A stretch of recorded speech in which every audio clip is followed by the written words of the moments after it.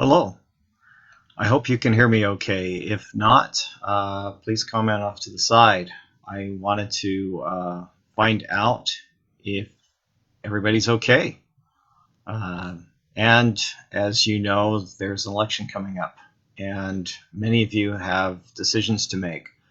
The primary is at the end of June, but just in a few weeks, county delegates will be making decisions on whether or not I will make it to a primary or not, or whether there will even be a primary. So that decision is being made in the next few weeks. It's one of the reasons for the town hall meeting. I'm also wanting to make sure that I get answers to questions that I have received. People are wondering, what should we be doing about the virus? Is the state doing too much, too little? Is the county doing too much, too little? What is the county's role in our life? Many of us live in cities or in metro townships. What should the county be doing? So I'm getting a number of questions on that. One of the biggest questions that I have received lately is, why vote for Fred Cox for Salt Lake County Council 2? That's obviously a very important question. If you look at the candidates, there's a total of 4 candidates, 1 registered as a Democrat and 3 for Republicans. We've got a former legislator, we've got a former mayor, we've got a current county or city council member, and we have somebody that's heavily involved in education and has been heavily involved in the military. So we've got some great candidates. What makes me different is everybody's got strengths and weaknesses.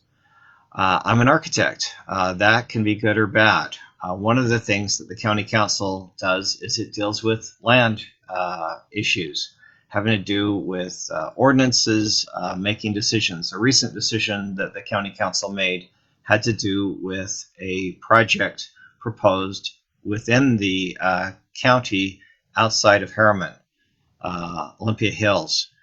That decision was pretty controversial. The individuals in that area felt like it was too big, too fast, and were opposed to it. That decision passed 6 votes to 3, and so that decision is still being questioned.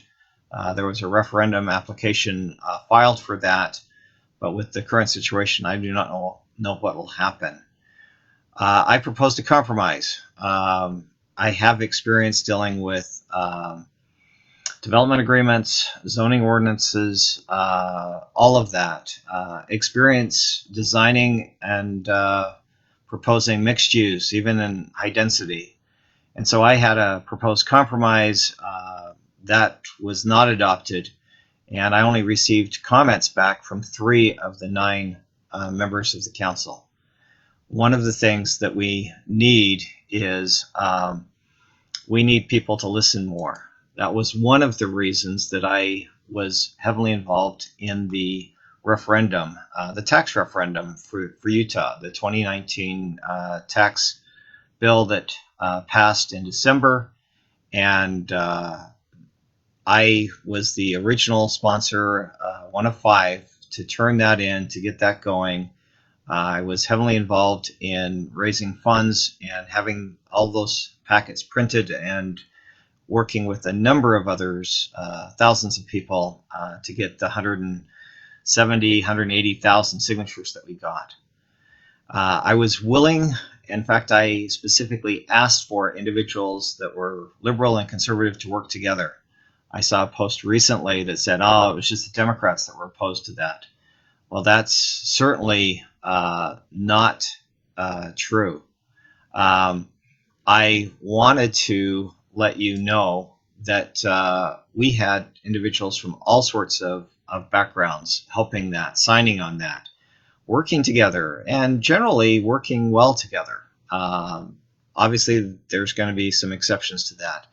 But it was fun to see some of my friends that are very liberal and very conservative sitting at a table getting signatures to tell the legislature and the governor that they didn't listen and they need to do something different. That's very important. Listening is something that we need to do more with. So the other thing that I think is very important to know about me is I have a reputation of reading through what I'm going to be voting on. So I was in the legislature for 4 years, 2011, 12, 15, and 16. Between midnight and 2 in the morning, I had a list in front of me of the bills that I was going to be voting on the next day, the ones that I knew about, and I had printed them out and put yes, no, question mark. And then I took that to various meetings, and in some cases I changed my mind based on new information. Representative Brian King didn't think that this bill was ready because of some unintended consequences that it could have. Sometimes he was right. Sometimes I didn't agree with him. But listening to everybody is always a good thing. But I'd read through those bills, and I had a reputation of knowing them, in some cases perhaps better than some of the sponsors. At least that was the joke. It's very important. We have full-time staff for the county council. We have full-time people at the county, but our elected officials for the county council are part-time. But they need to spend enough time to read through so that they know what they're voting on. When I brought up a couple of things for the Harriman, well, it wasn't in Harriman, the Olympia Hills project, it was clear that certain members of the county council hadn't read through everything or didn't understand everything. They made statements about their decisions that were not accurate. They basically said, oh, they can change that once they get incorporated into another city. And I looked at that and I said, that development agreement is a contract. And having worked with development agreements, even if a city changes the zoning down the road, makes other changes, that development agreement still wins. That was not something that was known by certain members of the county council. So that's very important. The other thing that you should know is I have read through the U.S. Constitution and the state Constitution. It's extremely important that our elected officials realize that the Constitution, the state and the federal Constitution, limit what government can do. That is very important. It's very important right now. We have a number of people that are suggesting that we make all sorts of changes to our life. There are a number of things that we can do to stop the spread of this particular virus. But is it appropriate for the government to take away our rights? We are private citizens. Most of us are involved in private business. What can the government do and what can it not do is extremely important. The governor has basically said, stay home, stay safe, but he hasn't made that mandatory, so you'll go to jail or prison if you violate that. Is that a good idea? Is that not a good idea? When you look at our constitutional rights, it's very important to take that into account. In many cases, the government does things that we're not happy with. And we should be able to count on the fact that the government will limit themselves based on the Constitution. That's extremely important. Another thing that you should be aware of is I am not a fan of raising taxes. I pay taxes. Sometimes with the economy, that is very difficult to come up with enough money to pay taxes and still have enough money to live. But that is something that we work on. The government gives you time to pay taxes if you're behind. They like interest, they like penalties. It's important that we use the money that we receive from everybody efficiently. One of the reasons that I fought moving the prison was not that some of the buildings didn't need to be torn down. That is very true. I worked as a volunteer out at the Draper prison for a couple of years. As an architect, I worked on drawings for the Oxbow facility, I worked on the drawings for the prison at Gunnison. So I'm familiar with jails, I'm familiar with prisons, and I'm familiar with a number of the individuals that end up there. Many cases, we want them back out on the street. They've made dumb decisions, and they make restitution and hopefully never do that again. But one of the things that the county does is provide jail cells, and it has a district attorney's office to go after individuals that make mistakes. Those are very important things that the county does. But I fought moving that prison in Draper because I knew that it would cost hundreds of millions of dollars of taxpayer money. I proposed a compromise. Again, we could replace some of the buildings. We could free up some of the prime property in Draper so that could be developed and Draper could get a tax benefit for that without spending the hundreds of millions of dollars that we are spending by moving the prison. Obviously, I was not successful in that. Many cases I have been successful, but not always. But I'm not afraid to stand up, even if my leadership or everybody else disagrees. I knew that that was not a good decision to make, and at least from a taxpayer's point of view.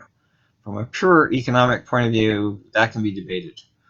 But you can't weigh things just because of economics. You have to take into account our federal and state constitutions. You have to take into account the taxpayers, some of which are not making a lot of money.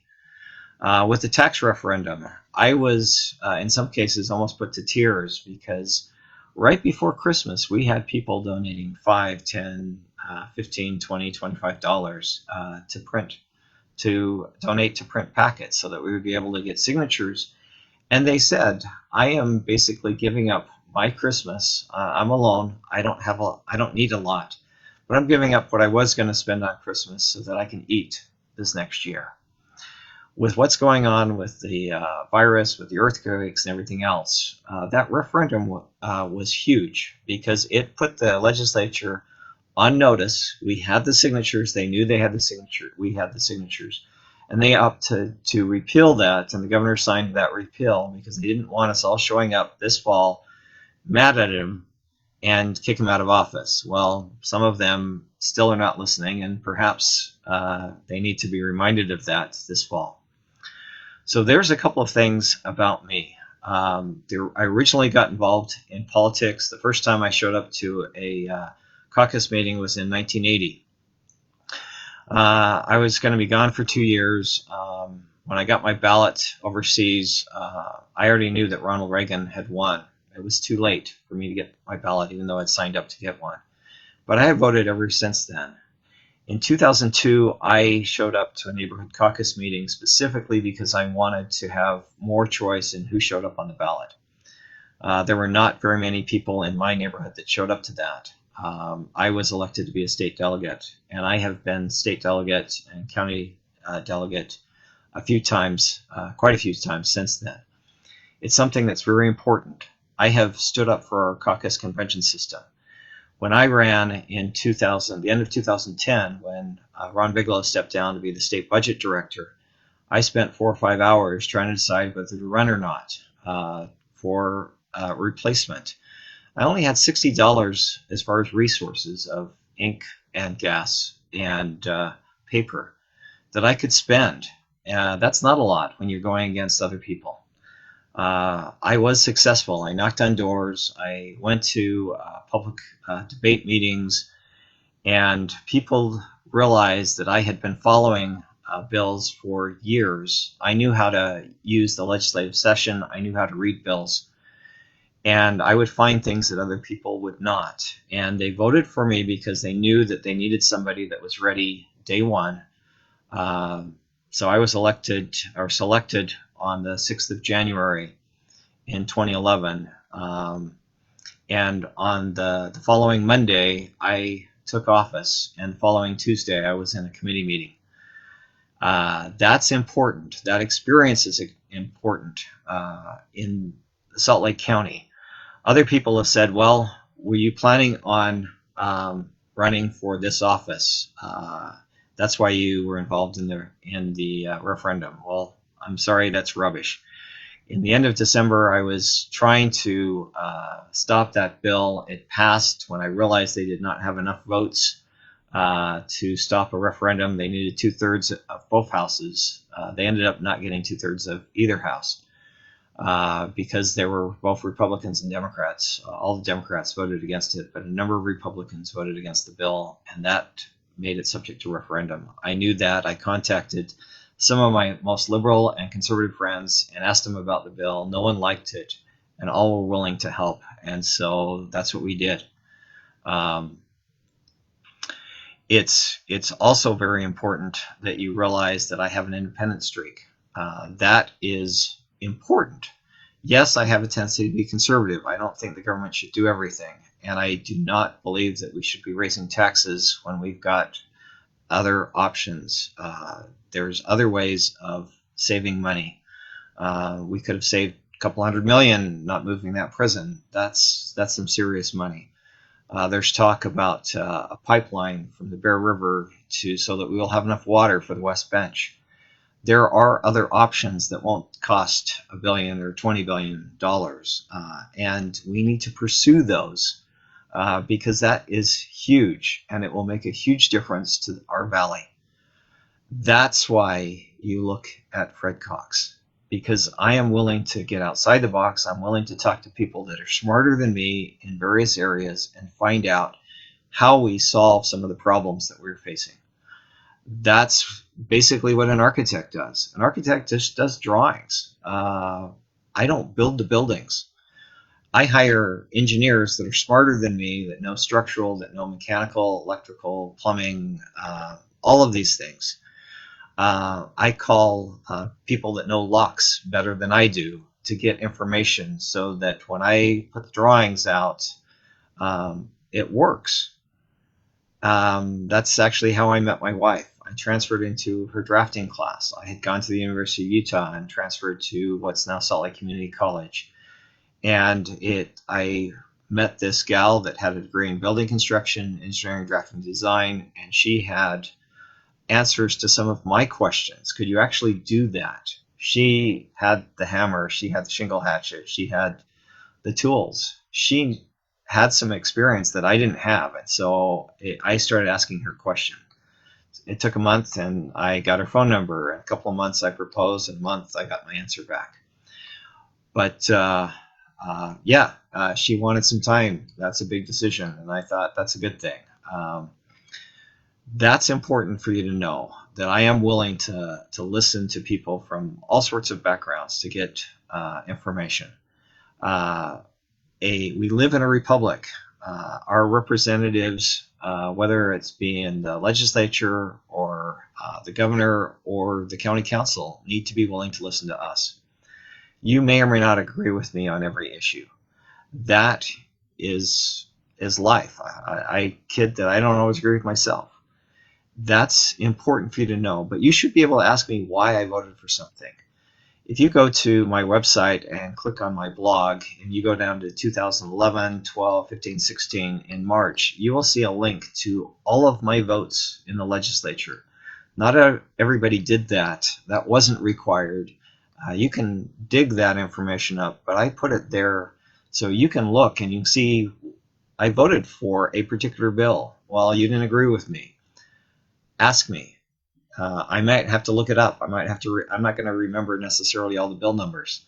I do remember ordinance numbers for some reason in the state law and in other areas. So I can tell you what you can find if you go to 28-7-3 in the state code. I may not remember everybody's name. I apologize for that. I work very hard to do better each day on that. There's some information about me. Some other things that you can learn if you go to my website. You can click on a bio. You can see that I have been heavily involved in the community. Um, some people run because they want to get involved, and other people run because they are already involved. And I have always thought that those individuals are the ones that I oftentimes vote for. That is also very important. So, neighborhood watch chair. Yes, I'm currently my neighborhood watch chair for about 700 houses. That wasn't my idea, but we had somebody set that up, got that going, got burned out, was going to pull out. The city was going to take down all our signs, and we'd paid for them. And I contacted the city and said, so how do we keep it going? And they said, well, we need somebody that's trained. We need somebody that's basically fingerprinted, background check.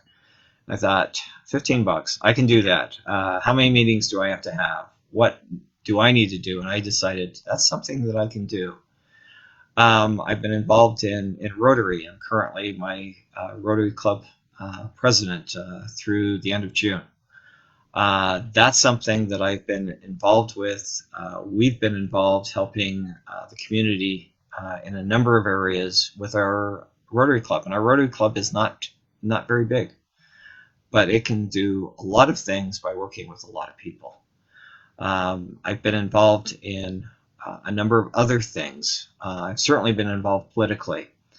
And yet, if you ask Representative Brian King, the minority leader of the Utah House, he doesn't consider me partisan. Why? Not because we agree on everything, because we certainly do not, but because of the fact that he knew that I would vote for or against a bill based on what the bill said. Not because the sponsor was a friend of mine, or from a different party, or from the same party. And so consequently, I was less apt to co-sponsor some of the bills. Some people co-sponsor lots of bills. I co-sponsored a few. But I wanted to make sure that I knew whether the bill was a good bill, would make things better. Not all bills are perfect. And is it making a step closer to where we need to be? Or is it making things worse? And even if a bill had a good concept and was supposed to be going the right direction, if I thought it would cause more damage than good because of some of the things in the bill, or if I felt like there were things in it that were unconstitutional, I would vote against it. That's important that you see that. Our county council have specific control over certain areas of our life. Our city council has a lot of control over what happens in our life. We miss caring about that sometimes. What's going on in our city council? I get a weekly email as far as what they have on their agendas, so I can go through and see what's going on. I obviously can't come to all of those meetings, but I look at what's going on with our city. I have looked at a number of things that our county has done. I strongly disagreed with our mayor on a couple of things recently. She was obviously for the Olympia Hills project. I think that there was a compromise that could have helped protect the concerns of the community and still not throw the developer or the private citizen underneath the bus. I disagreed when the mayor made a decision on background checks at gun shows at county-owned facilities. Based on my reading of the Constitution, both state and federal, that was not something that the county mayor had control over. So I do not believe that she should have made that decision. Our county council was later asked, do you agree with this? Not agree with it? Should the legislature change something? What should we do about that? That was a 5-4 decision with one of our Republican representatives, if you will, siding with the mayor. And so that's still in place. Whether that'll be challenged in court, whether or not a new county council and county mayor will make different decisions, that's also important. I didn't agree when the mayor said, it's a Class A or B misdemeanor for violating certain restrictions during the virus. And it's not that I don't know anybody that's got the virus. It isn't that I don't care. It's what should government be doing. I do believe that there are things that we can and are doing to stay home, stay safe. But should we be faced with a Class B or Class A misdemeanor by violating that for various reasons? Who makes that decision, etc.? That is another question. So there are things that I agree with, things that I do not. I believe that the county council needs to be decreasing the amount of money that we are spending as a county. Our budget is huge. I've started reviewing and going through the last budget that was adopted at the end of last year. And I see a lot of money that's being spent in certain areas that I still have questions on. I want to leave time now for individuals that have questions for me. I can see some comments off to the side with the live feed, not a lot. I am seeing some various comments, and people are wondering, yes, I've started, and some other questions that I have answered. If you've got some additional questions, you can send them to my email address that I sent out to a number of you. It's Fred at fredcox, the number 4, utah.com. That is one way. If you're on the live feed now, I can see comments off to the side. So hopefully that you can find that. If you miss this, I am going to post this. I've got a blog that I can upload that or put a link to it for Facebook Live, and I will eventually upload it to YouTube and put a link to that also on that blog and also my website. Website again is fredcox, the number 4, utah.com.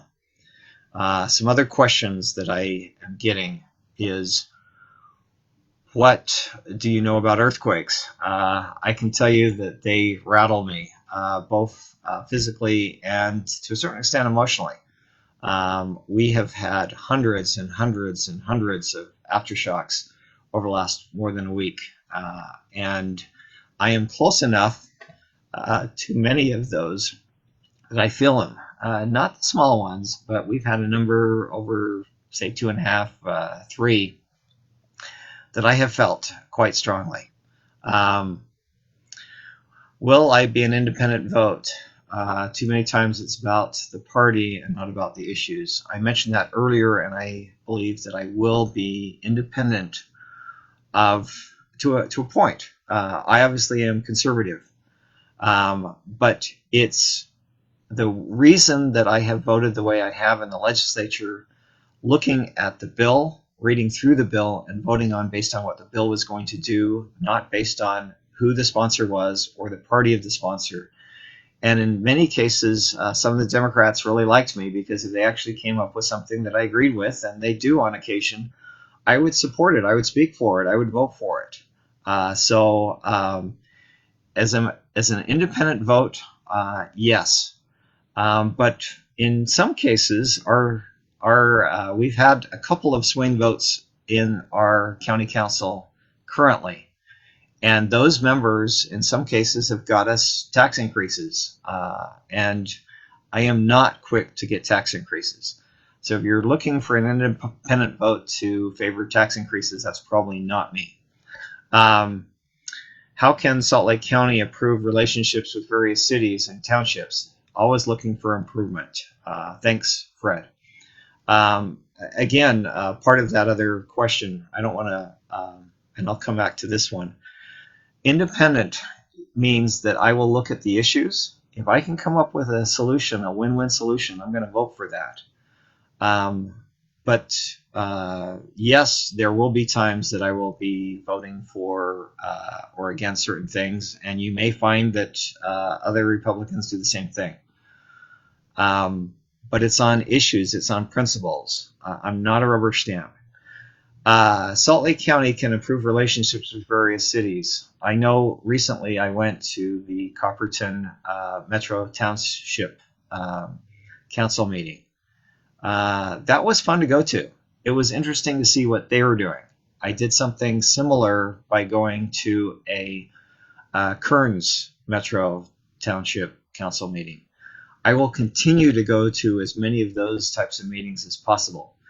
Things that have happened in the last few weeks having to do with virus have obviously influenced what I can and can't do. But I think we need to have people. If I am elected to be the Salt Lake County Council 2, that includes the west part of West Valley. It includes all of Magna. It includes the very west part of West Jordan, that's west of U111. It includes Copperton. It includes a large amount of South Jordan and Harriman and even part of Riverton. Whoever represents this district should be meeting with and attending meetings like that when they can. I have always had public town hall meetings. This is something that I believe that is very important. I've had these in libraries, and I've invited not just Republican delegates or state delegates or county delegates or whatever. I've invited everybody.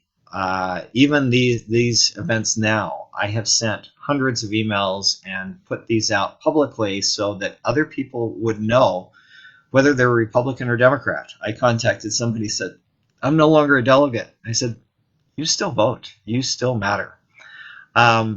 I believe that's one of the ways that we can work with the various cities and townships. We need to know who are in those county council meetings. Like I said, I have not been able to attend all of them, but it's important. Will I stop the background checks at gun shows? I believe that is not a decision for our county mayor to make, and I do not believe that's the county's decision to make as far as additional background checks at gun shows. And so if I had been voting just a few weeks ago, I would have voted not to support the mayor in that decision. We'll see what happens with the county mayor and certainly the county council. The legislature has proposed some legislation that perhaps will fix that. We'll see what happens. But again, if the Constitution doesn't give the state or the county or the federal government the power to do certain things, we shouldn't be doing it. Thank you for your time, Fred. Any other questions that you've got? Those are some good ones. Let's see. What will you do with the homeless situation? I don't see any difference in downtown. In fact, it seems worse. Expanding West Valley and other areas. Let's talk about the homeless. I reviewed the locations that were proposed for these new homeless shelters. One, I disagreed with the legislature to take away local cities' ability to make decisions on homeless shelters. I didn't agree with that. I spoke out against that. I worked with and consider to a certain extent a friend to now Representative Ben McAdams, who has the virus. But back then, I was giving him a bad time. I said, you're going to pick a location that's right next to 25,000 pounds of gunpowder. You're going to put it right next to there. I went through each of those locations, and I said, these locations are bad locations because of this. I made suggestions. I said, you've picked just a couple of cities. Find out from each of the cities where, if they had to have it, where they would put it. You're going to get better ideas, better locations than your realtor that's going around finding where they can buy cheap land. That was a problem. And so the locations of where these facilities were selected were not necessarily the best choices. In fact, they were not the best choices of where they could go. Homeless. One of the things that I've done a lot in the last several years, there is the Family Support Center that's in West Valley and Taylorsville, Midvale, etc. They have a village, if you will. It's for getting individuals, they're off drugs, they want to be able to, many cases these are single women that have left abusive situations. They're trying to get on their feet, they're trying to work. Places like that do a better job of keeping people off the streets than many of the other locations, other things that we have. And that facility used to get county money and would do well with the money that they received from private donors, from government, whatever. Those types of programs do better than some of the things that we have done. In the past, we have just warehoused the homeless. We haven't been making changes in their lives. 2 years ago, and I don't see her on the list yet, there was a county delegate, and I hope I am not outing her. She was homeless. She voted. She had got voter registration. She had a permanent address that she could use for voting purposes, for utilities, and she was elected to be a county delegate. I spent a lot of time listening to her, what she wanted. She didn't want these homeless shelters. She paid X number of dollars a month to go to a gym. She had a gym membership so that she could shower and look nice, and she did. She had a van. She lived in that van. I don't know where she parked her van at night. She didn't want to say where she put it. She just said that it was in a certain area, and that was the area I was running to represent. She specifically wanted a place where she could store groceries, so that she didn't have to always get pre-made meals. She wanted a place where she could cook. She was not interested in a shelter. She had served in our military, and because of the situation that she came back to, she was not able to hold a job. She had a college degree. She was an impressive person. And a lot of our homeless people are. Some of them are off medication, and that's the reason that they're homeless. We should not be doing some of the things that we are doing with the homeless. You are right. If you think that those homeless shelters or tent cities have moved, just go up 7th South from about State Street to maybe 7th East or further east. There are still areas where there are tents and people are living. And one of the reasons that some people are homeless is governments taking the money that they had. They couldn't afford to live anymore. There are a number of things that we can do, but I believe that facilities like the Family Support Center with their village, and it's off the radar, you won't find it on a map, for various reasons. But they have, last Thanksgiving, we served between 90 and 100 Thanksgiving dinners for them as a Rotary Club. And we did Sub for Santa, and I had the opportunity of delivering some of those stockings and some of the gifts. Those people are getting out of a situation where they would be homeless without something like that. We need to be doing more for that. If another coronavirus happens, will you ensure that our rights don't get trampled again? I agree that has been a real problem. We should not be closing down the restaurants. We should be telling the restaurant owners we need to have a situation where people will stay home. Could they fix it so that the people were spread out?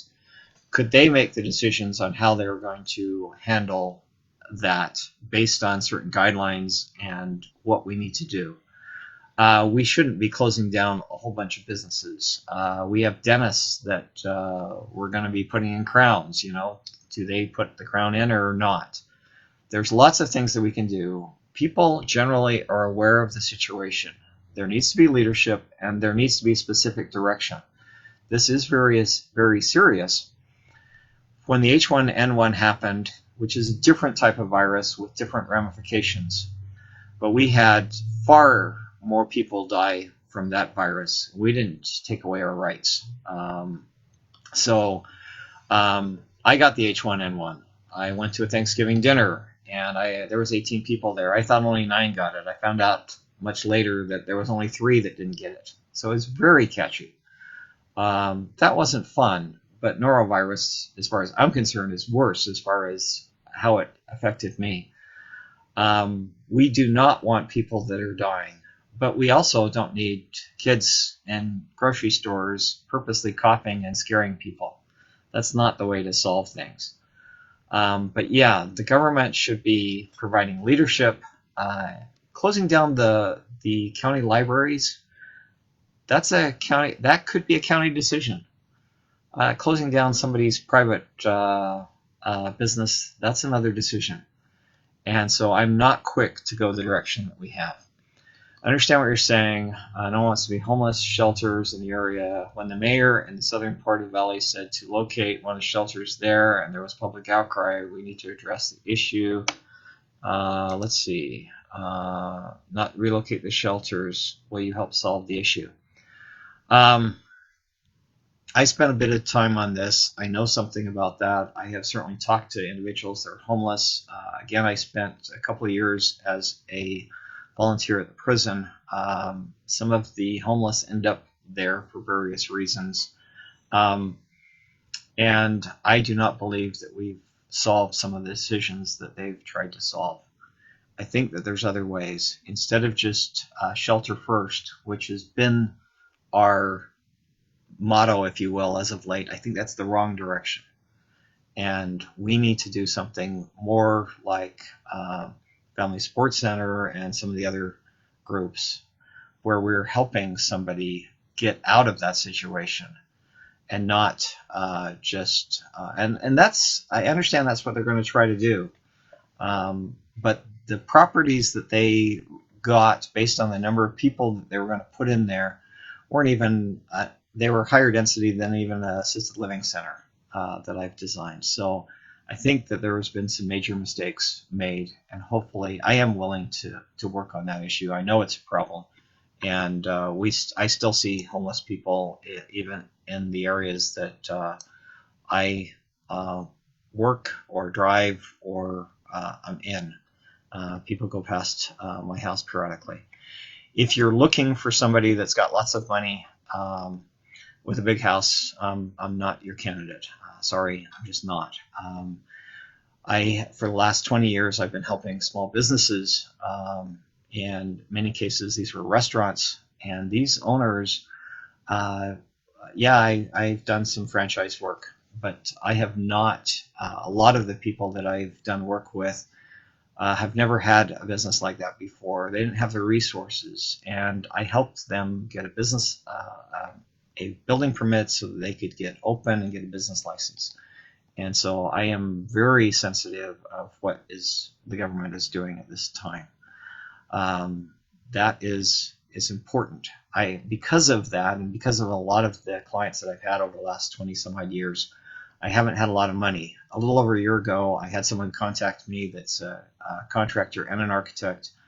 Somebody had hired away his architect and asked me to work for him, or if I asked him I knew an architect, and I ended up agreeing to work for him. So for over a year, I've had a job. One of the reasons that I am running for this particular position is because of that. I was going to say the end of December, I wasn't planning on running for county council. I wasn't sure I was even running for the legislature this year. I was focused on the referendum. When the bill was repealed, I had somebody contact me and say, have you considered the county council? And that is something that I looked at. The person that asked me had a bias for me to go this direction. I knew that, but I contacted a couple of members of the county council that I knew well and asked them questions, and they encouraged me to run. They gave me information about time commitment and whether or not I'd be able to work with my job. I contacted my employer. I mentioned the legislature and the time restrictions there and this county council, and we determined that this was a better fit.